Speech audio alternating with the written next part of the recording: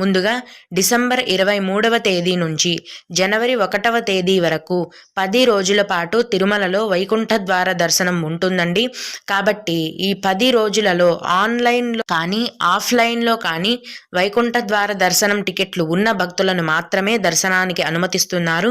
నిన్న అంటే వైకుంఠ ఏకాదశి రోజున తిరుమలలో మొత్తం 67,906 మంది భక్తులు స్వామివారిని దర్శించుకున్నారు.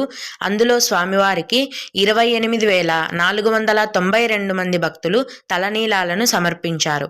నిన్నటి రోజున శ్రీవారి హుండీ యొక్క ఆదాయం 2,50,00,000 రూపాయలు. అలాగే వైకుంఠ ద్వార దర్శనానికి టికెట్లు తీసుకున్న వారికి దర్శనానికి 6 నుంచి 7 గంటల సమయం అనేది పడుతోందండి. అలాగే 300 రూపాయల దర్శనం టికెట్ల వారికి 5 గంటల సమయం అనేది పడుతోంది. వేరే ఏ రకమైన దర్శనం టికెట్లు ఉన్న వారిని కూడా దర్శనానికి